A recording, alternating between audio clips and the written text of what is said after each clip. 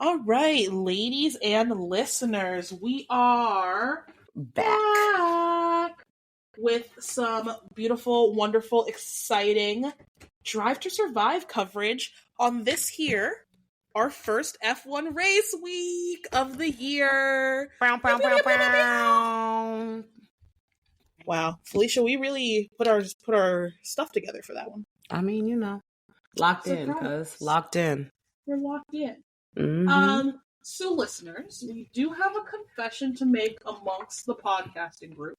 Well, which is that all of us really, really did not like Drive to Survive season 5 and 6. No. And as such, we've come together as a podcasting group and agreed that it'll be best for you, the listeners, but really us as podcasters, if we didn't dedicate entire episodes to Drive to Survive seasons 5 and 6.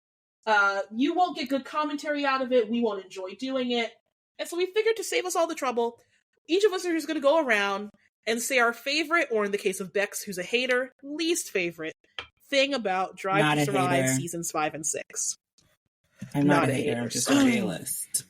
A realist who can see through the BS. Yes. So I'm going to go first as somebody who thought it was boring, but like it was what it was. And my personal favorite thing about seasons 5 and 6 is actually the section where Max talks about Mick Schumacher.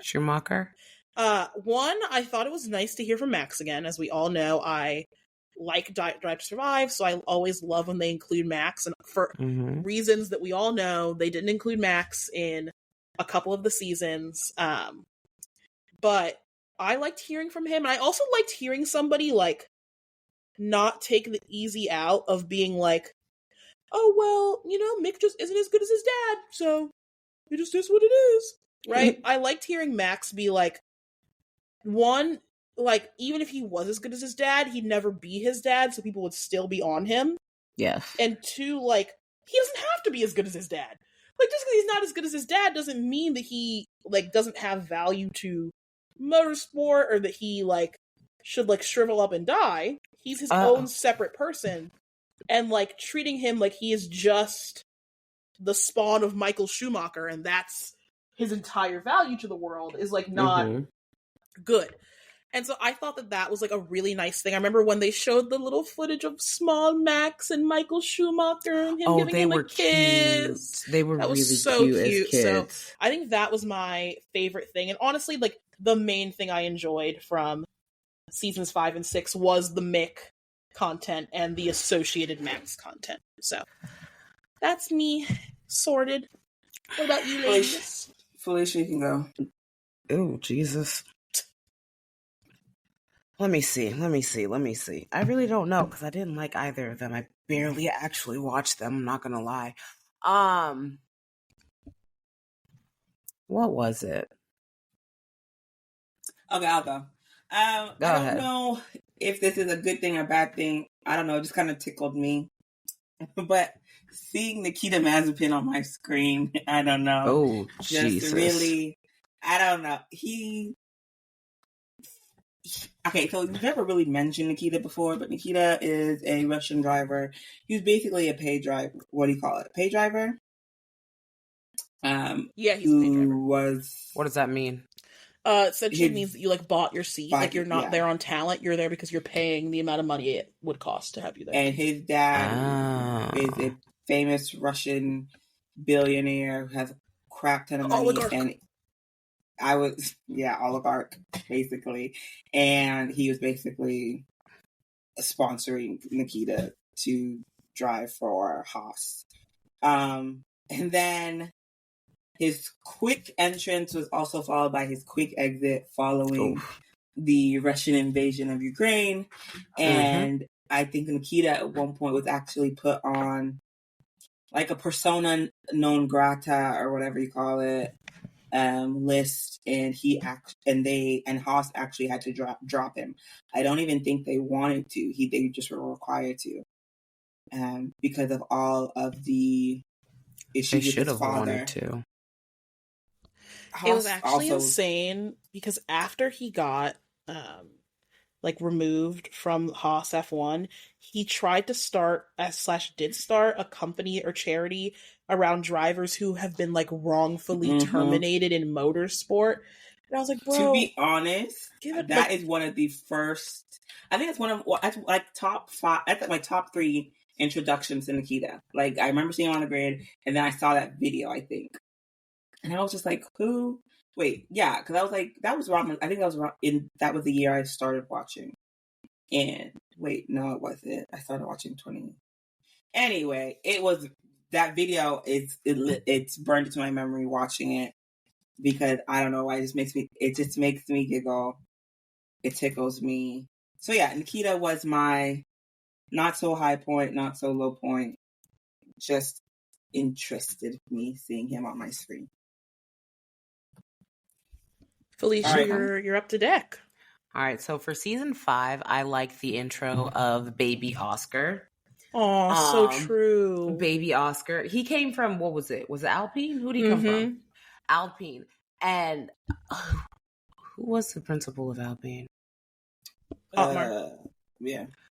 Artmar being in his feelings because Oscar left him. Because Artmar was actually butthurt about that one.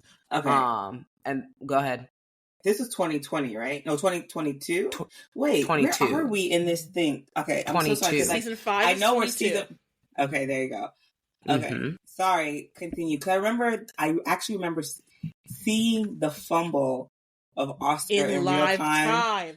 I remember waking Twitter. Up. I woke up and I was like, life is so grand. I opened Twitter and I see, I'm not driving for Alpine, bitch. Them bitches lied on my fucking name. And they were like, Alpine was like protesting and all this, like, trying to sue bitches. Oscar hadn't said anything. Everyone was sitting there going like, well, then he has a contract, obviously, because nobody turns down an F1 contract unless they have another F1 contract. But obviously they weren't saying, and it was like a whole thing, and they were in the courts, and it was like, if you win, what's your end thing? That Oscar pays you money, that you get him back? Why would you want him back at this point? It was a disaster on Twitter, bro. It really was. Alpine really had egg on their face at the end. And especially when they lost and the judge was like, that's not how signing contracts works. Well, because from my understanding is that as a reserve driver, they had like an option for him. And they had to act on this option for him. They had to act on this option for him to drive for them as an actual F1 driver. Yeah. A full-time driver. And the cutoff was like midnight on, let's say, Tuesday. Yeah. Okay.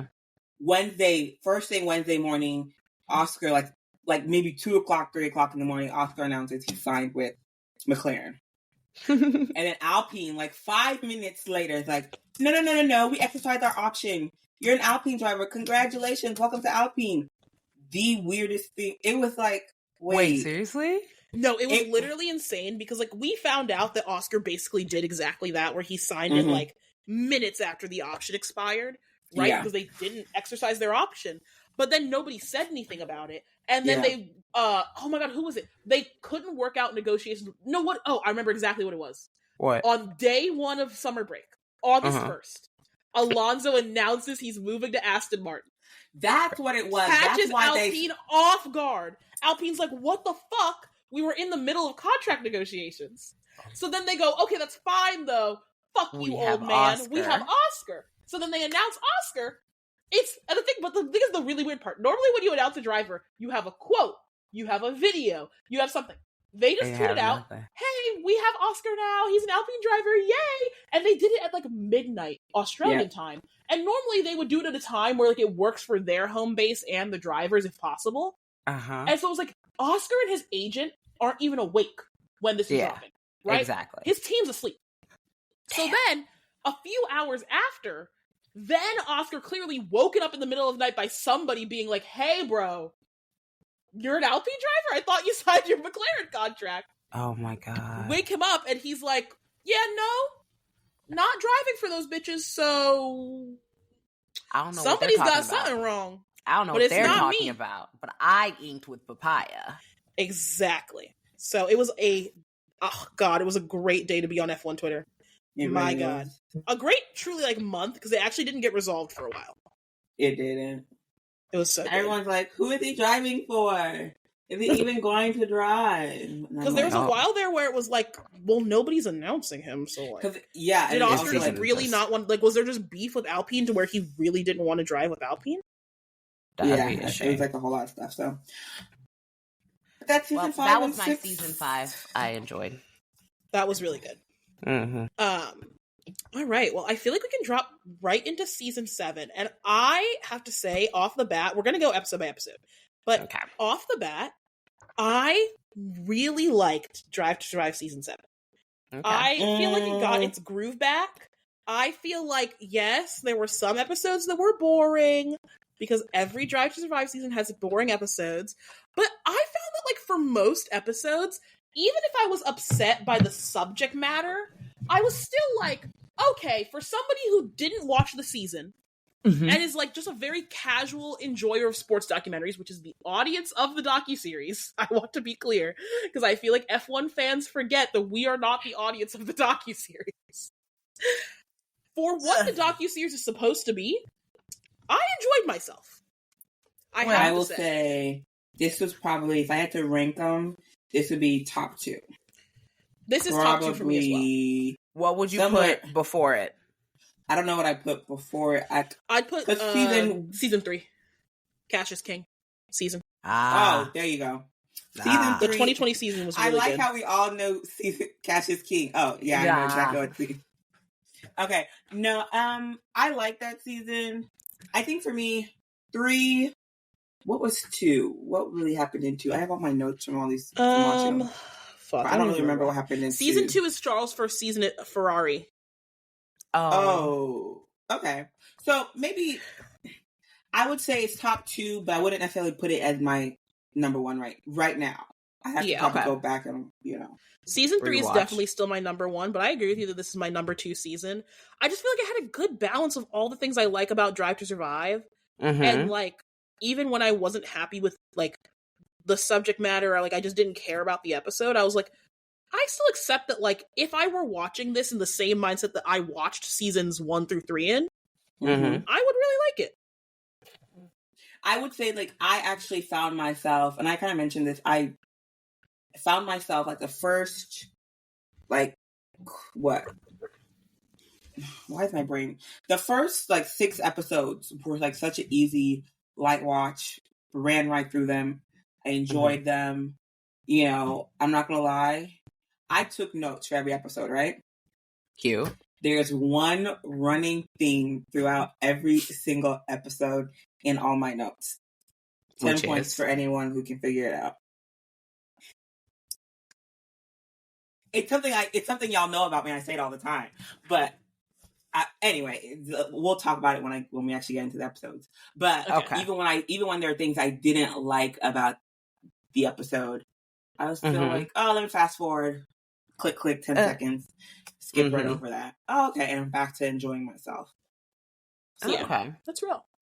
How did you feel, Felicia? Like other drivers too. Sorry, go ahead.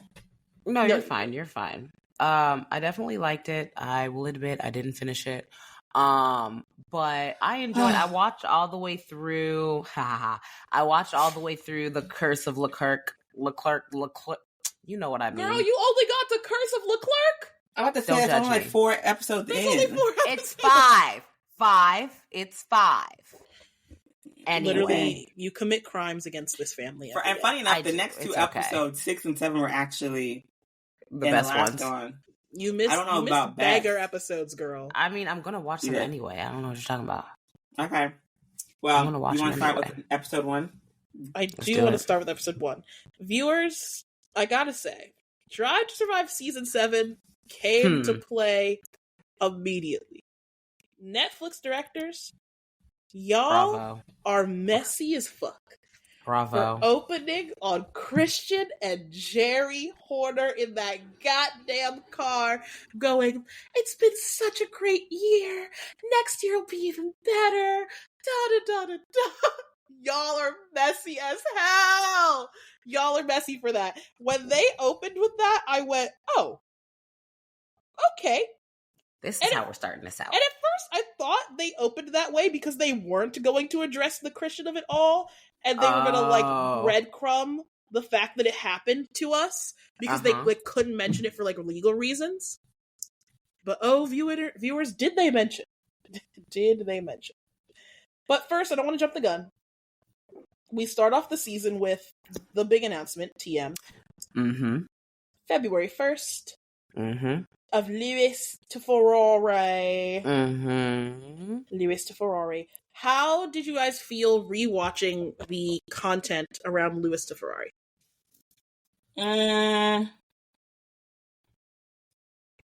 Okay, so one aspect of it was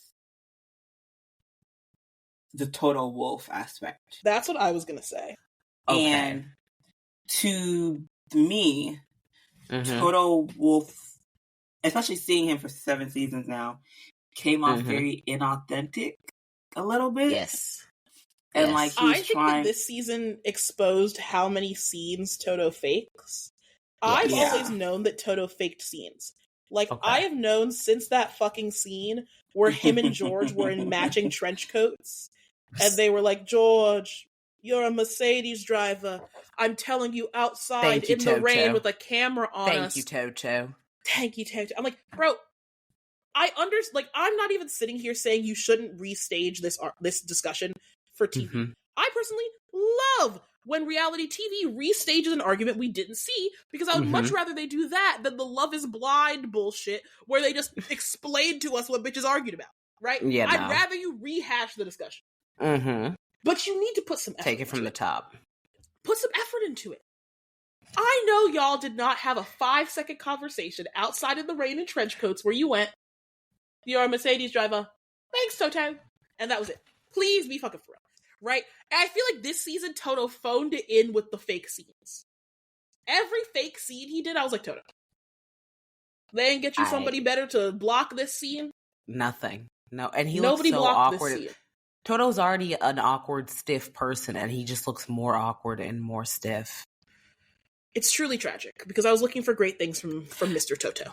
For some reason, there's one scene that kind of stuck out to me, and it was, they were at, I think, the Mercedes car reveal or something, and Lewis is there, George is there, yes.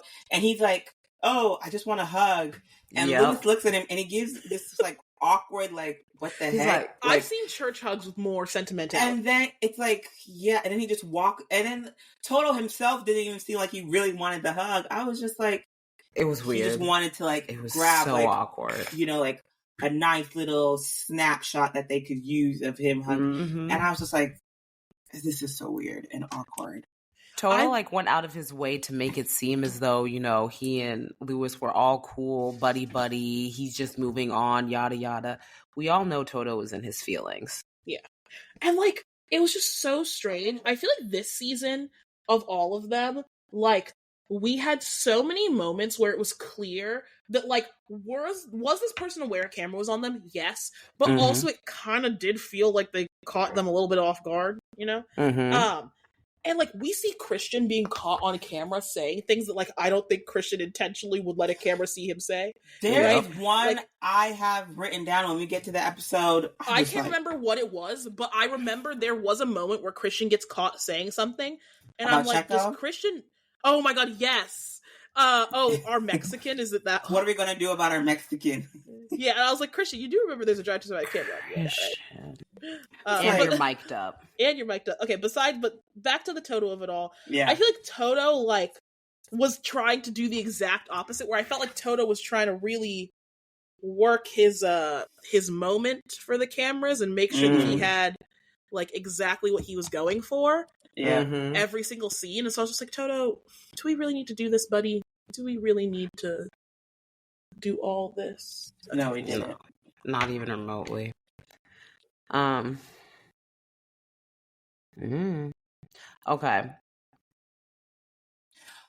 So now that we're here at this point, let me actually mention my common thread through every single episode. And you can actually go into the drive and look at the notes that I have there, because I wrote them all on the drive.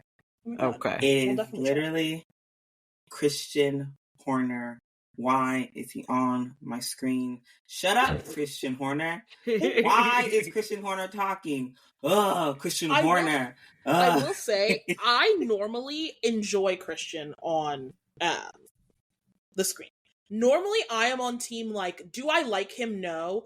Do I appreciate him being on the screen? Kind of, yes. This is the first season where every single time they brought Christian out, I was kind of like, jump scare. Why? Exactly. Like, why are you here?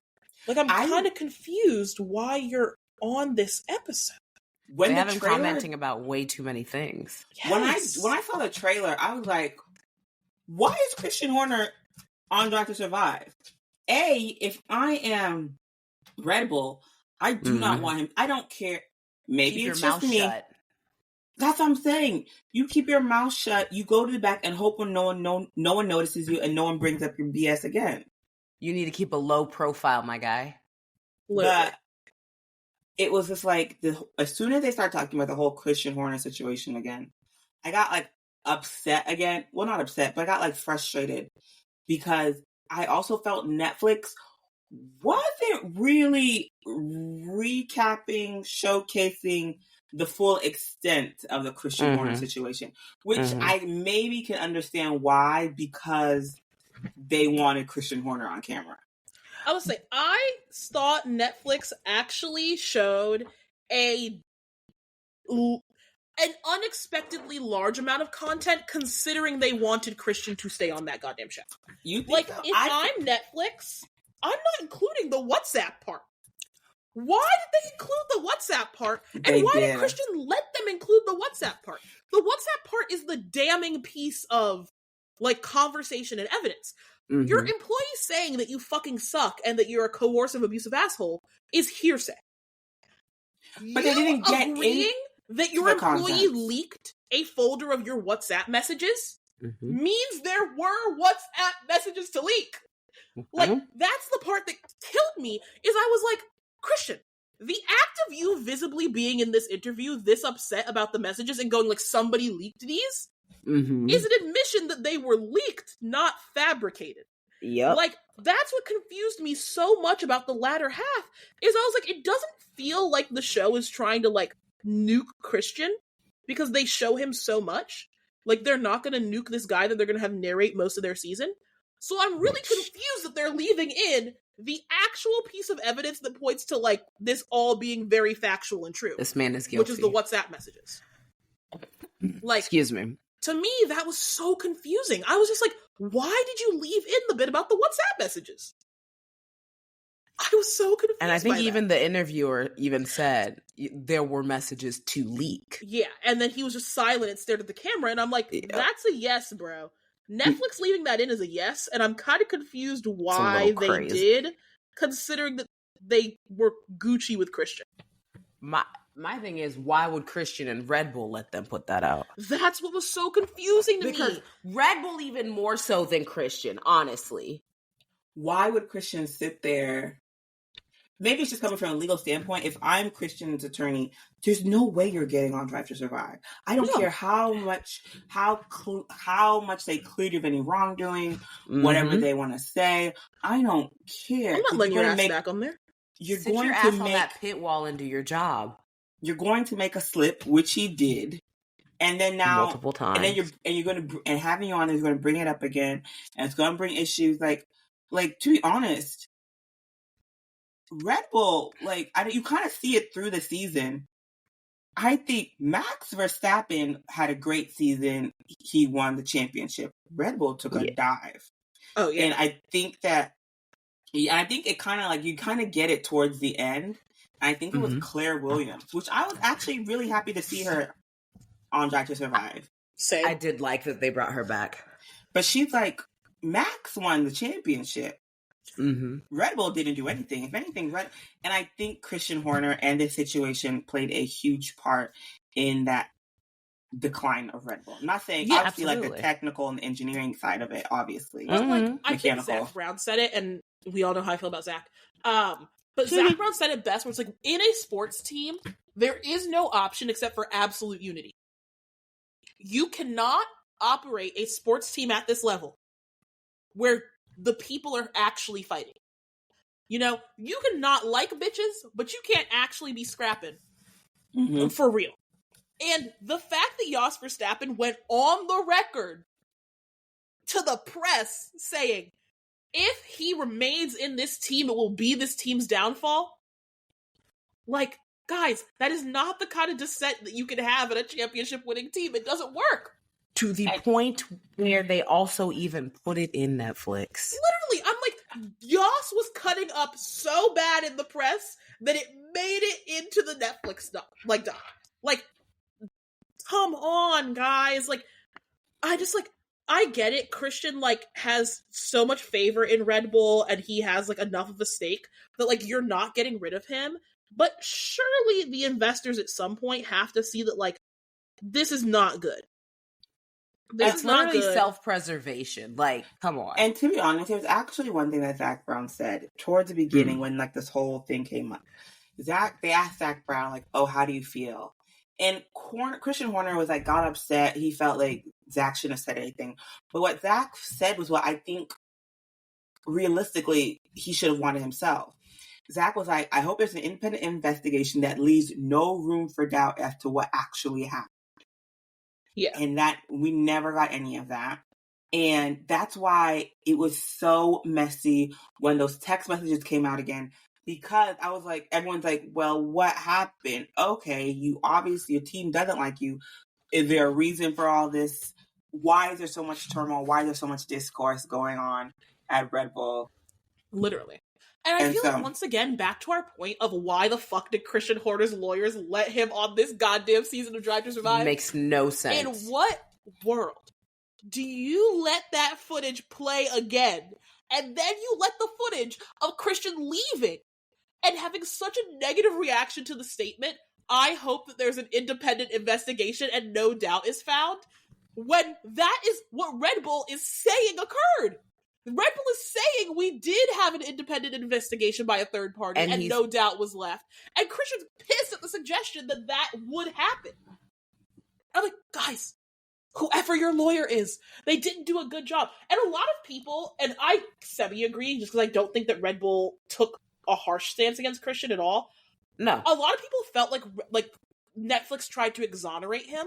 And I'm like, I feel like Netflix went, we're going to have this guy on the rest of the season. So we're going to address the issue. Mm-hmm. We are going to just let the clips play. And the clips are going to play. Because I'm sorry, if you are trying to exonerate that man, you do not leave in the clip where your interviewer goes, yeah, so they were leaked, not fabricated, right? You don't leave in the audio. And you have to remain silent.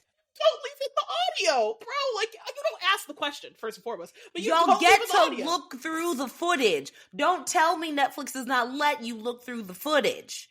I don't. So I'm just like, what the hell? But yeah, I feel like that was like the crazy thing about the episode is I actually was not expecting them to get into the Christian Horner tea at all. They came out swinging. And then when episode they did, one, I was like, one quick thing to wrap up Christian Horner though. Go ahead. Nothing pisses me off more. Mm-hmm. Well, I'm exaggerating, but it irks my nerve every single time a man comes out here and has some type of sexual assault allegation, some type of, misconduct allegation. Mm-hmm. There he goes, parading his wife. And Ginger Spice is sitting up there with this shit-eating grin across her face. I'm like, girl. Have some self-respect. It's not even self-respect. After your husband, you want to stick beside him, that's fine. You didn't, like, it's and don't get me wrong, like, obviously, Horner takes great pleasure in the fact that his wife is Ginger Spice. He's very proud of that fact. So It's not like, it wasn't like we've never seen her before and then now all of a sudden he's parading Ginger Spice. But I was just really frustrated that literally as soon as the allegations came out, here he goes, walking up to the race hand in hand with Ginger Spice, and she has this grin like plastered on her face, like she does not move. You can see she's almost like in her eyes, she's slightly like frightened with all the cameras that's in front of them. But she just does not move. Her smile does not even crack. I was just like, I hate it so much, especially because it's like the narrative that they're trying to invoke when they do that is, look at me and my dutiful wife. Why would I ever touch another woman when I have a beautiful wife? And I'm like, hate to break it to you. Most of the horrid men in this existence have had very wonderful wives. Say it. They've had wives, and yet they are horrible men. Because your wife does not preclude you from being a horrible man. Like, you're not doing a good job of exonerating yourself. And obviously, we as a podcast cannot legally say, what happened. But it's not holding up in court the fact that you have a wife. That is not lots of bitches have wives. That's it's not that hard to get a wife. It's not a defense. It is not a defense of sexual misconduct. It is not that hard to get a wife. It should be harder, but it's not that hard. Yeah, I don't know. The whole Christian Horner thing, bringing back up, I just think was absolutely. I appreciate that Netflix did, because I don't think we should ever gloss over that fact. Never.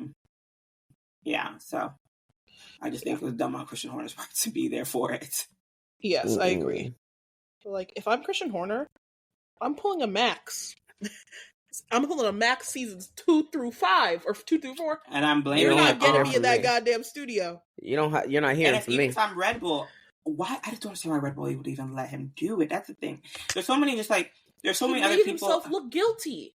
Remember, Red Bull even had a PR person in that interview room. They showed him. Yeah, and he still made himself look guilty. Still let him talk like that. Oh well, a mess. All right, well, we're gonna get into what I thought was the funniest episode of the season if you've actually seen the season. Frenemies, episode 2. Why do you think it's funny? Okay, so 1, I find the narrative that here you go. Lando is genuinely coming for Max's crown really, really funny. Because I think that if you watched and lived the season, you know that it wasn't really this Lando's coming for Max's crown. It was if these exact scenarios line up, Lando will just barely beat Max to the championship. It wasn't really he's coming for his spot. Also, the way that they framed it, where it's Lando's always been coming number 2 to Max Verstappen. I'm Lando's always been coming number 5. That's just where the McLaren's been this entire time. That's just what the T has been. McLaren's only gotten into the top 2 fight this year. Yeah. I think they were surprised that they made it. Yeah, that's a running theme. And not to quote him, but he's the main person talking, but you overheard Christian saying, he wants to ride with the big boys. Exactly. And I'm like, exactly. So I was okay. Absolutely insane. Right? So I will say that, 1, that was the interesting thing. Also, I have to say, my favorite sequence of clips in this entire season is in the Frenemies episode when Will Buxton is saying Max Verstappen has that killer instinct, that killer energy, and it shows him shoving Esteban Ocon, it shows him cursing out GP on the radio, and he goes, and Lando just doesn't, and then it clicks to Lando playing with puppies and falling off like a thing, and I'm if I am Lando HQ, right, I'm pissed. I'm angry. Because what the fuck do you mean Drive to Survive chooses to place me up against Max and go, Max has a killer instinct, and Lando doesn't. That's an established narrative that is just factually the narrative that's been occurring, right? Mm-hmm. The clips that they choose to use to do it is me whiffing on a soccer ball and falling, and also the implication that I'm a cuck. That is the implication that they're making, is that I am just a non-killer instinct loser. And I'm why would I allow this narrative to be the narrative that is being played out for me? Obviously, they don't have a say in the narrative that's being played out for them. But I thought that was really funny. I also thought it was really funny because it was super clear that the intention was to make it out that Max was the cold, hard killer. And I'm like, you guys spent the last 2 seasons trying to convince us that Max is not a cold hard killer. Yes. Like, the past 2 seasons of Drive to Survive have been a Max Verstappen redemption tour. Mm. And so coming in this season being like, Max is cold. He has a killer instinct. He can go this, that. I was like, wow. This is really not landing, guys. I also, and my other Verstappies on Twitter, felt the same. We were like, this sequence is just kind of like a Max PR campaign for people who would like Max. Like, I retweeted that sequence and I went, I love this. Why not? Why wouldn't you? It was like, this is great. But then that's the thing, that you're putting it up in comparison to Lando. Exactly. I'm like, this is fantastic. I love that he has a killer instinct. I love all of these clips. I became a fan because I agreed that he should have shoved Esteban Ocon in that moment. I would have decked Esteban Ocon in that moment. Like, I hate to agree, but, like, he does have that killer instinct. But they're framing it as, like... The thing is, they were framing Lando not having it as both a good and a bad thing. Right? They were acting as if there's some mysterious in-between that you should be in. Where you like should have he's a sweet kid, but he's got that fire in his belly or something like that. Exactly. They're acting like there was some like alternative to Max that was better, and I'm like, I'm so sorry to break it to you guys. Every notable world champion we've ever had has been exactly killer instinct like this in their first like 4 championships. Like Michael and Lewis were absolute psychopaths. In their first 4 championships. Like, it wasn't until they got past those 4 that they were like, I love the world and the children. Like that. Like, I mean, I just thought it was really funny that they like did this whole big clip where they're like, he's evil. And there's a small child he's gonna kill for the opportunity. And I was just like, my god. Okay, guys. Poor Lando. I just thought it was really funny. And I actually really enjoyed their narrative. I thought it was really, really funny. So I wasn't too mad about it, but I just also thought it was like...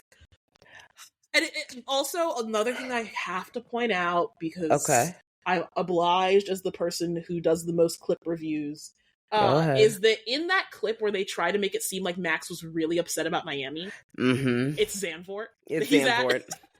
I was like, guys. That's the thing. When I was watching it, I was like, is that from the same day? Like, I literally was like, that doesn't look like the same thing. And I don't know what it was, but it just didn't look the same. And because then I was Max like, has a special hat that he wore at Zandvoort that is different than every other hat he wore the entire rest of the season, except for like maybe Suzuka. Okay. But I just thought it was really funny because I was like, guys. They really wanted to make it seem like this big rivalry. Yes. And I was like, guys, this can just be... It can be what it is. It can be what it is. But otherwise, I thought it was a really fun episode, like, to narratively watch. I thought it was kind of funny. I just thought it was a lot of Lando. It was a bit much. Lando. And I texted you guys this. Like, I don't even dislike... Like, sorry, I don't want to say I don't dislike. I don't mind Lando in Drive to Survive. Like, I think that he is a necessary component of Drive to Survive, being one of the younger, more quirky, like, snippy drivers. I think that he is necessary. They're trying to make him like a younger Daniel Ricciardo. Yes. Every interview sequence of him feels like somebody handed him like an AI bot version of what his brand would say. Like what his brand statement would say that he would say in response. And so I just never felt like I was getting anything new from Lando or like anything exciting. And so I like would get confessionals from him and I'm like, nothing has changed after getting this confessional. No. And like not every Drive to Survive confessional is meant to move the plot forward. Some of them are literally just like listen to driver say thing. But like I feel like for most other drivers, I was getting some sort of something from each of their confessionals. But for Lando, I feel like he got like half an episode dedicated to him later, and also half an episode dedicated to him here. I'm like, I didn't learn anything new about you that I didn't already know coming into Drive to Survive. And I'm not a fan of you, so I've never sought out knowledge about you, but I don't feel like I've gained any, like, appreciation for you or anything, or, like, there are plenty of drivers who, like, I don't particularly enjoy. Yeah. But, like, I watch them and I'm like, oh, I have gained a new knowledge and appreciation about you in the quarter of an episode that they've given me content to do. Yes. And with Lando, I was like, they've given you so many confessionals, and I don't feel like I know anything new about you. But the thing is, I think Lando is kind of more so trying to like cater to the audience, in which he has to be just kind of neutral and funny, but it's like there's no substance behind any of that. Yeah, so I don't know. I wanted more from Lando, and it was okay. I mean, I liked Frenemies, but the Lando part of it just, I wanted more from Lando. Okay. I liked Frenemies. Okay. I don't know. I don't necessarily have the same take on Lando as you do. I actually liked it. I feel as though I didn't get that much more information about Lando, but I also feel like there are I just like didn't drivers I don't get a lot from. Like, to be honest, I don't really know that much about Charles Leclerc from watching Drive to Survive. I don't get that much from him. And like, to be honest, I find that Lando interesting, and I can appreciate his style. Like, just, he's kind of a jokester, but I actually appreciate him more than I did Daniel Ricciardo. I don't know. I feel like Daniel Ricciardo, I was like, you're too grown for this. You're too grown to be acting like. And Lando, I'm like, he's still a kid. I get it. Have your fun. Is that fair? I appreciate Drive to Survive Lando more than Drive to Survive Daniel. Like, by a yeah. Like, that's an easy competition. But I just feel like oftentimes when you get an episode or two of Drive to Survive, like a whole episode, right? They give us a little bit. They give us something from it, right? Yeah. For example, we have Charles. We learned about his dad and about his dad dying and the lie that he told his dad that he had made it to Ferrari, and like we learned all about that. We learned about Jules Bianchi for Charles in the past Charles episode that we got. Yep. In the Pierre episode, we learned about Antoine. In the Esteban episode, we learned about his upbringing. In Checo's episode, we learned about his upbringing. Like, we get something from these drivers in their dedicated episodes. We don't know anything about Lando. I guess Lando has got numerous dedicated episodes, and at most, I know about his like friendship with Max Futrell. That is the most like Lando background information we get, is this friendship he has with Max, not Max Verstappen, the other Max. And I still, even then, feel like we're mostly getting Max as, like, the plot pusher of, like, okay, Lando, have you considered this? Okay, insertion point that is, like, the very obvious point that needs to be made that you need to address.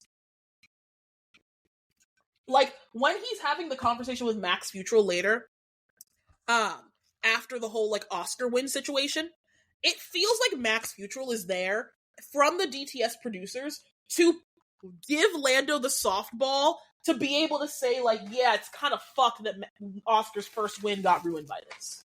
Right? Okay. Like, that's the lob that they're giving him, and I feel like that we never get, like, I feel like they could give us more Lando. And you know what? Maybe I'm being hard on Lando and there's nothing more to give. That is okay, too. Like, maybe there isn't more to give, but just, like, I don't know, I never left a Lando confessional not knowing exactly what he was going to say in said confession. Which, once again, isn't a problem. It's just not what I want out of Drive to Survive. Drive to Survive is for me to glean additional information. Okay.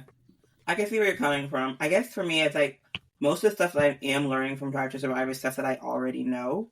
So, like, I knew about Jules Bianchi. I knew about Charles' dad. So, like, I the Charles episode is actually, for me, like, one of the more boring episodes in the season. And so, like, because I felt like all the information stuff that was just, we all kind of knew. And so I guess for me with Lando, maybe it's because I just don't pay attention that much to Lando. So, like, even his personality is something that I'm still kind of confused about when I see Lando on my screen on Try to Survive. So yeah, maybe that's just my point of view. But do you want to go to episode 3? I do want to go to episode 3, and our episode 3 title is Looking Out for Number 1. Now, this is another one of what I like to call our fake scene episodes, not to jump to the end of the episode, but the fake scene where Toto calls Georgia to his office and goes, "You're our number one driver now." Thanks, Toto. And I'm like, guys, it's like, just do what Christian Horner did, where he says it in the confessional. Mm-hmm. So it's like, yeah, I'm telling you bitches on camera. It's a little moment.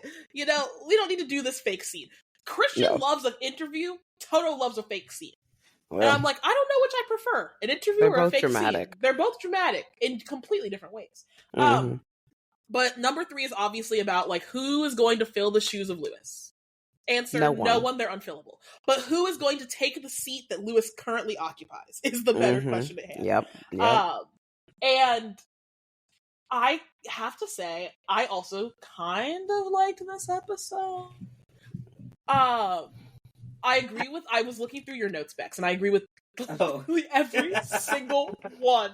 The first one that you put, there's a scene where Toto goes, to Susie, which is, once again, a fake scene where he's trying to convey additional information to be a petty bitch. And he's like, well, I had agreed not to talk to Max because of Lewis. Bitch. Max was not going to Mercedes during the years that Lewis was at Mercedes. Please be fucking for real. Please fact that was it in, when was it that they were trying to make it actually seem like Max was gonna go leave Red Bull for Mercedes? That's the episode. Yeah. Like, why did they make it seem like that was an actual possibility? Because I don't think it was actually going to happen, but I think, well, I shouldn't even say that. I don't think it's actually going to be, it was actually going to happen.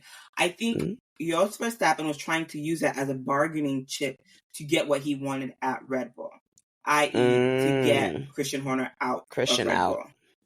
And so he's like, hey, if your prized pig, you know, is about to leave if you don't get rid of, you know, the old hog over there. I don't know why I'm using rodeo terms, y'all. Sorry. It's rodeo season. I do have to say, they definitely made it seem like Max was moving more than I think the actual probability of Max was moving was. Because I think that, like, in Drive to Survive, people who get brought up as potentially moving are generally, like, the contenders for the seat for real. Yeah. Right?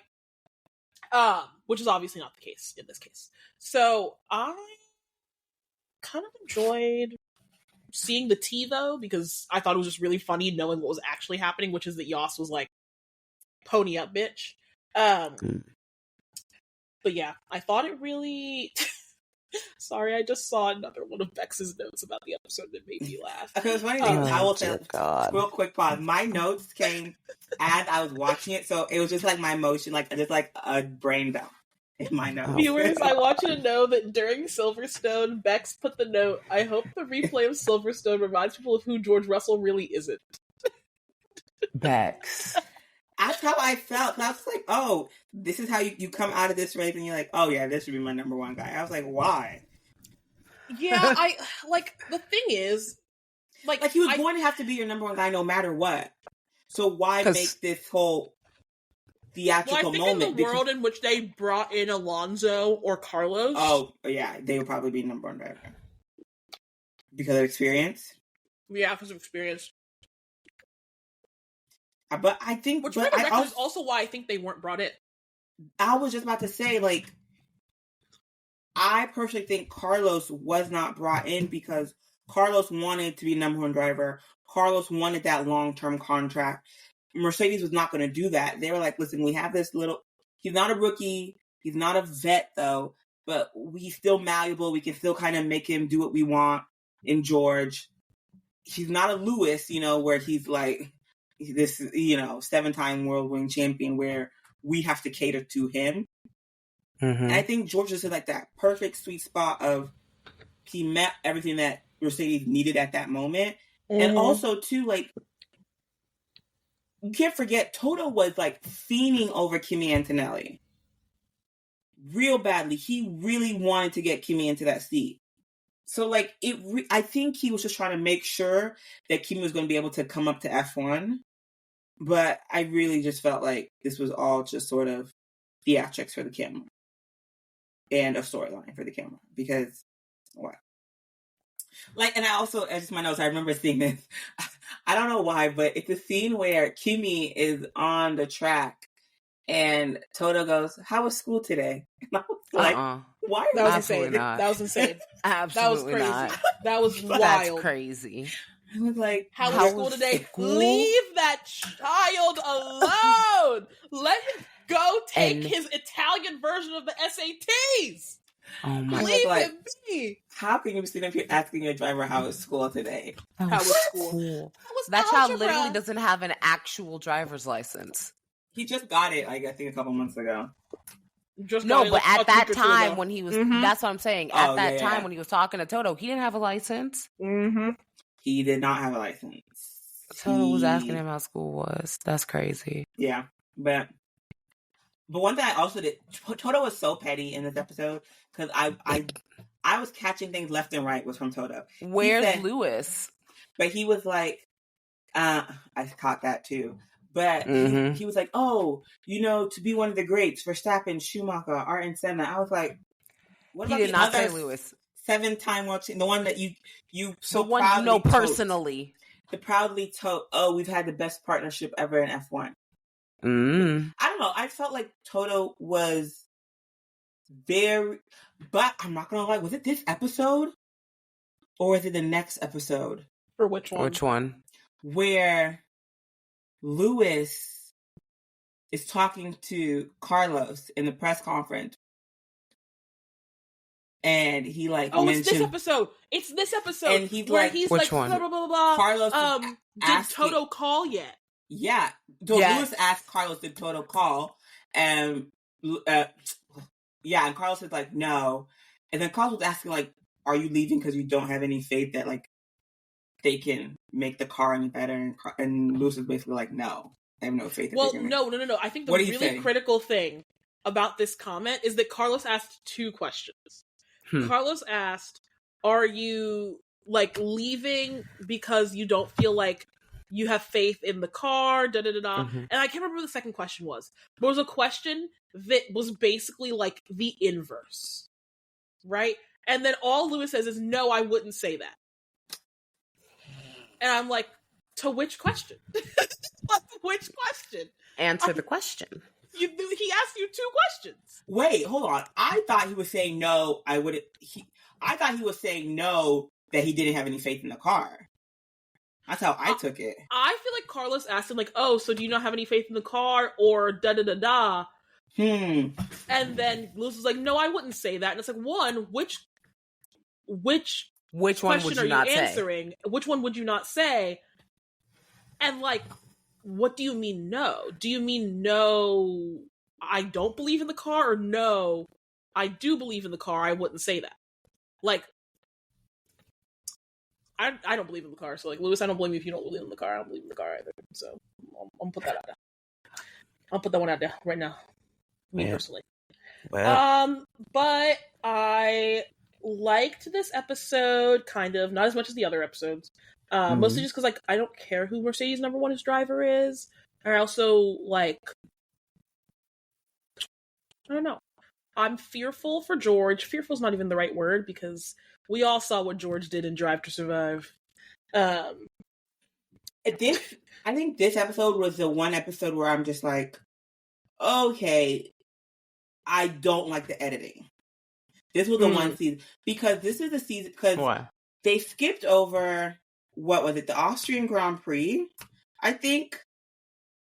So basically, they also You got, sorry. Because they're talking about, like, oh, George, he hasn't shown himself. We'll have to see Spa? what Silverstone. Was it Spa? And Austrian, he won where Max and Lando crashed. Yeah, sorry. You're right. George had just won the previous Grand Prix. So I'm like, well, he just proved himself that he could win. Well, and then he got to Silverstone, he crashed out, and then the next race, he won the race. I forgot what it was, which one it was. Was it Spa? I can't remember. But that's the race he got disqualified for his No, and they didn't even address the fact that he got disqualified. And they didn't show that. And I was just like, show the whole thing if you're going to show these races. They should have shown the disqualification, because I think that it would have added an extra element of like da-da-da-da. But I also think that like they are painting, like they want to paint George positively, so they don't want to tell the truth about his 2 wins turned into 1 win. Even Austria, like the reason why I don't think they showed it is because they had made it clear last episode that either Max or Lando was going to win, and then they had a mental breakdown and crashed each other out. And so I think having that as George's big win where he proved himself didn't work narratively, because it was like, yes, there's an element of luck to F1. There is something to be said about your proving yourself race being a race where the people who are actually on track to win both crash each other out.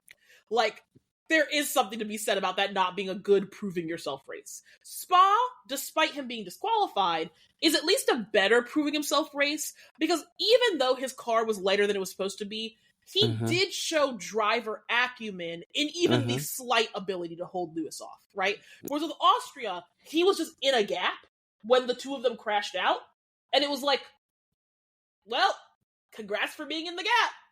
Versus, like, you have displayed defensive skills for the last 10 laps. Even though you're defending better than you should have been able to, you at least had to have some defensive skills despite your car being lighter.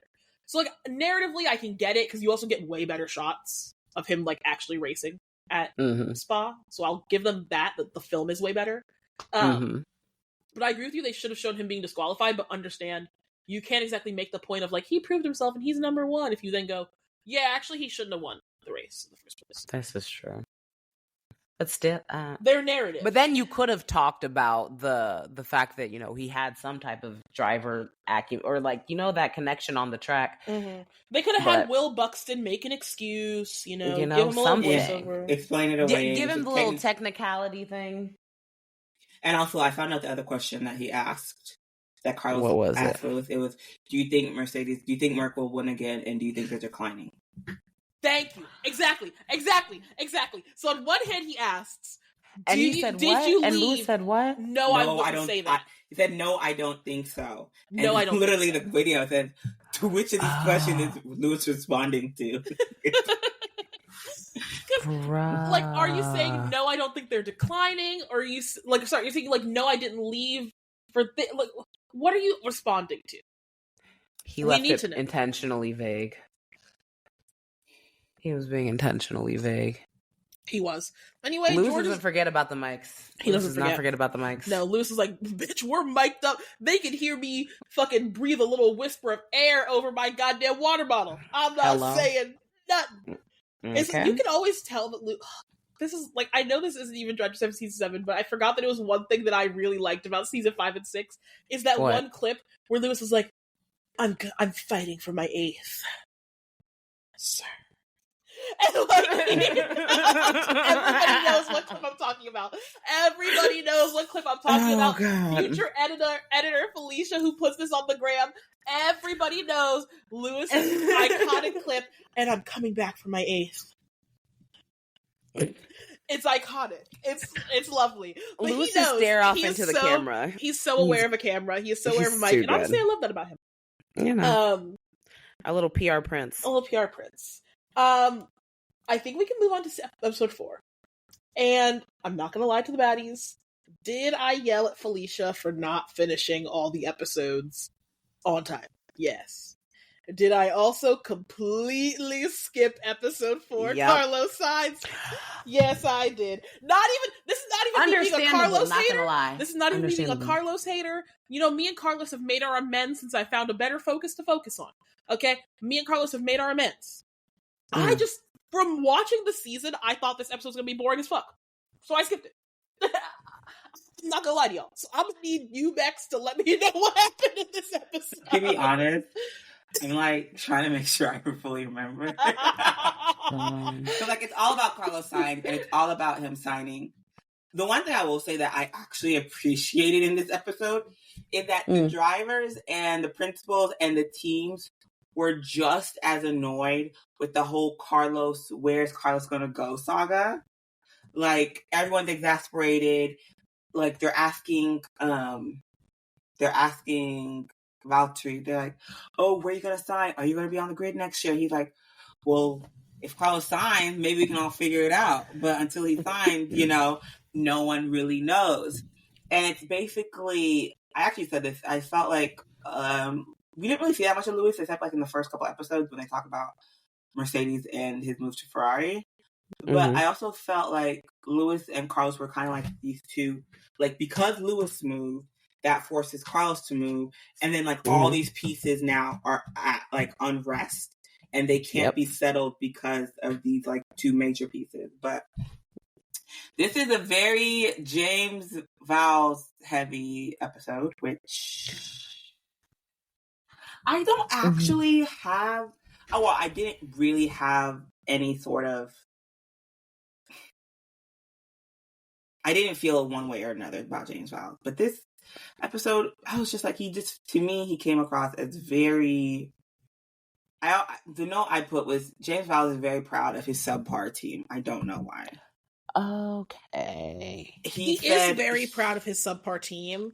He made comments like, oh, I think we're going to be the team to beat soon. I said, why do you think that? And I just, my notes, sometimes I'm laughing at my own notes, but I was like, I want parity in the sport, but I don't want to support delusions. And I was like, I don't know. But I also, in this episode, I completely forgot about Audi. I also and forgot about the there was Audi. like, so like, and they made fun of Kick Sauber's name. I was like, don't kick them while they're down. Let them, like, they change their name every season. Just let them be. But I forgot that Kick Sauber was actually a big player in trying to get Carlos signed. And it was basically, their whole thing was that, oh, he's going to go sign for this really crappy team, but come 2 years later, it's actually going to be one of the bigger competitors in the sport because Audi will take over. And I was just like, oh yeah, I kind of forgot about that. I don't know why I wrote Horner, shut up, but I'm sure Christian Horner was saying something that I just didn't support. However, one thing that I found was really interesting is that, and again, I don't really know if this was for the cameras. Actually, I really don't think it was for the cameras. But supposedly, Carlos was supposed to sign with Williams. He backs out and he didn't sign. Actually, never mind. I want to take that back. I know he didn't sign, and I know this wasn't fake because the way Netflix rolls out the man, the legend himself. Okay, I'll set the devil himself.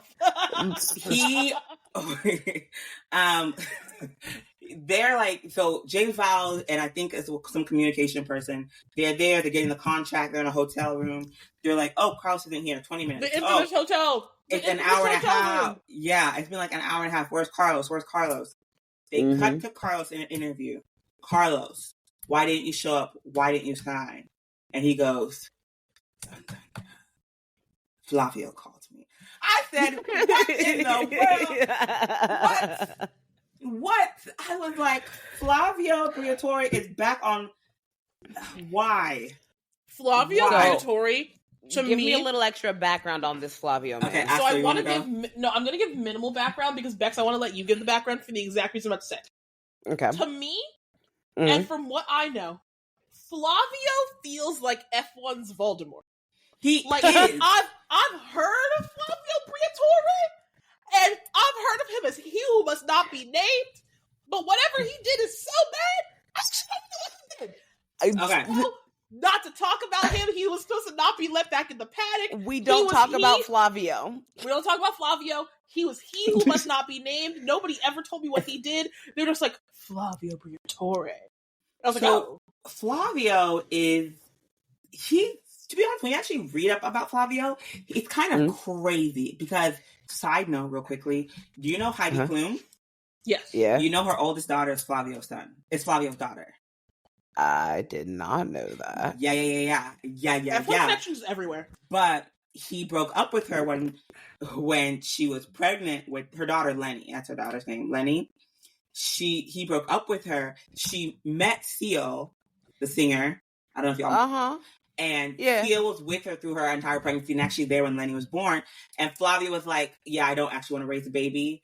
Signed over his rights. Seal adopted her. Lenny's has a Nigerian middle name. Like she has a Nigerian middle name, just like all of Seal's other biological kids with Heidi Klum. I actually love that. She always considered Seal her dad, but supposedly she like has reached out to Flavio like maybe like in the last year or so, and they're trying to like not necessarily build up like a father-daughter relationship, but just trying to like get to know each other. But yeah, okay, Flavio Briatore. Can I confess something, you guys, before we get into Flavio? It's about Seal and Heidi Klum, and this is a fun fact for you listeners. Oh God! And this will be really ironic and funny. You're gonna understand why it's ironic and funny as soon as I say it. As a kid, I didn't understand interracial relationships. And so Heidi Klum and Seal really confused me. I was like, what is happening? What's going on? What's going on? Now, I know what you're saying, listeners who know me and family. This is really, really understandable. As a kid, I was so confused. I was like, what's going on? I'm like, why do they keep calling her? Of all people? You? Mama? Why did they keep calling him her husband? Like, what's going on? To be honest, they were literally not possible. What are you talking about? They were very like opposite. Well, I don't know if they're complete opposite attract, but when you look at them, you're like, do these two really go together? I guess they do, because they really like. It seemed like they really love each other, but obviously they got the. They seem to really love each other. But they do. Okay, so Flavio Briatore, he was once the principal of the Renault F1 team. I think he was also.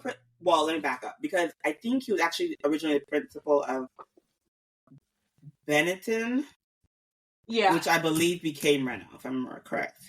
Okay. Benetton became Lotus, became Renault?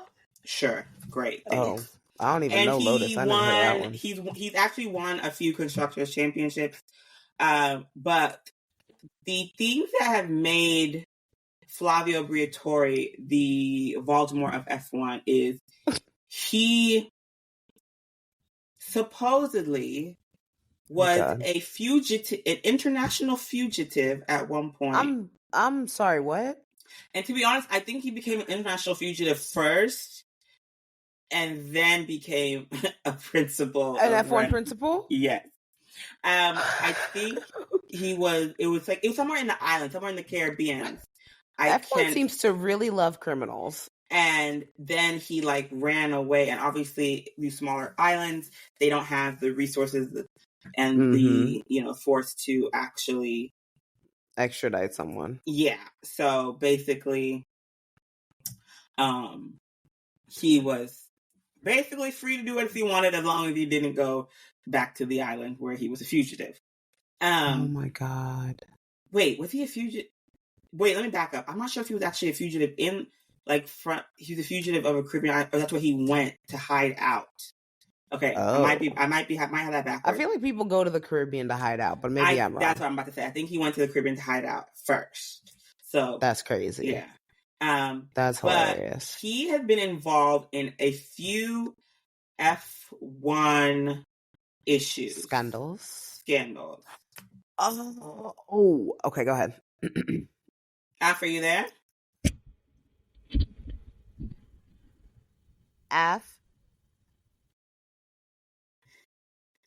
So he was involved in quite a few of the F1 scandals that we know and love.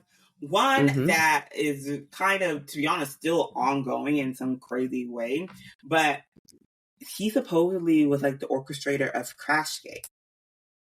Yes, that's the one where I was like, oh yeah. And supposedly he was the one who convinced Nelson Piquet to deliberately cash so that Fernando Alonso could win and basically help Fernando. He was helping Fernando Alonso with that crash. And so what I don't understand is, go ahead. So because of that Crashgate, he would actually receive a lifetime ban from F1. So you're like, well, if he had a lifetime ban, why is he? Why is he in Netflix seat? But I believe why he is went. He a team principal? Is he the owner and team principal? So I think they said he's basically everything, but how do they put it? He's basically the team principal, but doesn't have the title of team principal at Alpine right now. Sounds sus as fuck to me. Yeah, he went to court. He got it overturned, and he's basically the team boss in everything but the name. And Flavio Briatore is someone that they say, if he calls, you answer. If he says jump, you jump. Like, you don't even bother saying how high, he will tell you. He is Baltimore, and he's coming to ruin lives, and he does not care. Like, and the thing to me that I find fascinating is just how much of a hold he has on drivers. Like, like, where did he get such a grip on drivers like that? So, I believe Carlos Sainz, it's through his father. Okay, yes, Carlos Sainz Sr. and Flavio raced, know each other, together. Whatever, that type of stuff. And so that's how that connection goes. I believe he has a connection to even Max because of Jos Verstappen. Obviously, the PKs as well. He's at Alpine now, so he has that like stronghold. He has his little tentacles out there. Pierre Gasly. Also, too, I think like later on he's going to see about Esteban Ocon. Like as soon as Esteban Ocon said he was dipping, Flavio was like, "That's fine, great, dip. You ain't got to drive with us anymore." Okay. And basically, I think that's one of the reasons. Well, it's not the sole reason because Esteban signed earlier, obviously, but. Earlier in the season, but it was Flavio just was like he didn't want him on the team anymore, so he was gone, and that's why he didn't race those last 2 races. It was only one. Oh, it was only one. Okay, yeah. So Flavio Briatore is not someone you want to cross, not someone that you want to necessarily be friends with, but yeah. So that's him in a nutshell. Quick overview, but as it pertains. He was really trying to court Carlos into going to Alpine. And it seemed like he had actually made some type of inroad, and it looked like at one point Carlos was actually going to sign with Alpine. I will say this. I personally don't like Flavio. There's a lot going on with him. Not the biggest fan personally. So I was kind of disappointed a bit when I was like, why is Flavio on my screen? Drive to Survive. Like, come on. But I guess he was going to be the representative for Alpine on Drive to Survive. Anyway. But they also kind of made Flavio seem like that crazy, kooky cousin or the crazy, kooky uncle that we all know and love, but you just don't invite him to special places or nice places because he might act up. And I was like, no. Y'all are not framing Flavio Briatore in the correct light. Toto literally, was it Toto? Toto like called him like the what was it, the bad boy or the playboy of F1? I was like, oh, okay. But yeah. He's just out here sassing around. Yeah, but I think to be honest, it basically ends with James Vowles begging Carlos to sign with Williams. That's really how it ends. Not shocking. And he's basically like, I will say, he was selling Williams like Williams was the prize candy bar. I was like, oh wow. And Carlos even said, he's like, well, he knows how to sell his team. He's very open about their shortcomings, but he also, at least in his conversation with Carlos, he said he had ways to remedy those shortcomings. So that was why Carlos signed with Williams. That's why Carlos signed.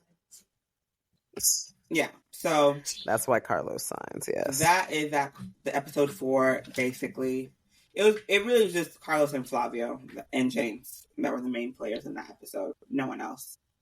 It's real. So the next episode is Charles Leclerc. The curse and of it Leclerc. Is the curse of Leclerc. Again, I will note he did say Leclerc. He did. So he introduced himself as Charles Leclerc. I was like, Charles, do you even know what your name is? So, I will say, y'all did not really watch episode 4. Episode 5 played. According to Netflix, I watched it. Do I actually remember what happened? No. To be honest, a lot of Charles' story stuff that I've heard before, kind of like I mentioned earlier, so I kind of tuned out. So if anyone wants to kind of jump in a little bit, I can kind of add my 2 cents. Because it kind of starts off with Charles talking about his dad and his story of how his dad I do think that this is, like, sorry not to cut you off, but I do think that this is the main shortcoming of being somebody who watched the season. Is that, like, I do agree with you that, like, at the end of the day, somebody who, like, keeps up with Charles, you know, just regularly, didn't learn that much. Like, as somebody who watched the race and happens to know this specific Charles lore about his father, like, nothing occurred that I was like, oh, this is behind the scenes content, you know? So, like, I actually say Charles' story is actually how I got introduced to him. Someone told me, I think I heard the story and I was like, oh, that's interesting. Let me pay attention to Charles Leclerc. That was basically how. So I've heard this story before as well. I think the only thing. No, nothing. I didn't learn anything new. Sorry. But I don't think I learned anything new either. Well, I learned that he could play the piano. I didn't know that. Girl, he has multiple songs released on Spotify. Oh, the one thing I will say in this episode that I actually stuck out to me, I was like, is Fred Russell ever going to speak English again in these interviews? He just said, like, no, he wants to speak French. He said, I can be a much funnier participant if y'all let me speak in the language I like speaking. In my native tongue. And you know what? Fred said, forget y'all. And honestly, he's so right, though. Like, Fred, when he was forced to speak English, was just not a good interview participant. Yeah. Like, he just wasn't. Like, not in a negative way, but if I can't speak the language in which I do my yapping and my bitching, I'm not going to yap and bitch. Yeah, that's like me trying to yap and bitch in Spanish. I'm like, I could be like, ¿Cómo está? Yeah, okay. I could do like the loose interpretations of yapping and bitching, but like I'm not really going to be able to give you the same amount that other team principals are.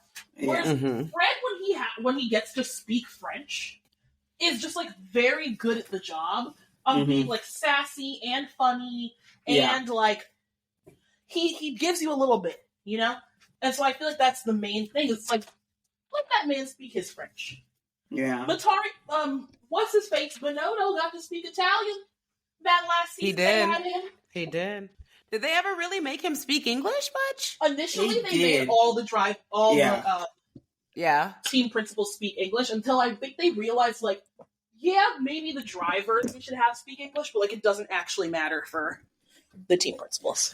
No, it's not in this episode. It's a later episode. But I actually enjoyed hearing some of these drivers actually speak in their own language. Yes. Oh my gosh. Charles and Pierre speaking French to each other was so funny to me. Yes, it was. That's what I was just about to say. Because what did he call him? Oh my god. Octopus or calamari is the nickname that they gave. Yeah. I was like, I'm not going to lie, I was like, why does he keep calling him calamari? Is that something he wants to eat? Is that what he needs to order for him? Like, I was just very confused at first. Is it a nickname? Or was he just trying to be funny? Yeah. I don't know. But that'd be an interesting little backstory to the the name. Yeah, I'm curious about that. But go ahead. I enjoyed this episode. I thought it was fun, but like obviously, like if you know what happened at Monaco and if you know anything about Charles, it's like, yay, Charles! It's kind of just what the episode is. Basically. Yeah. Like while I was watching it, I was like, yeah, yay, Charles. We already had our moment with this.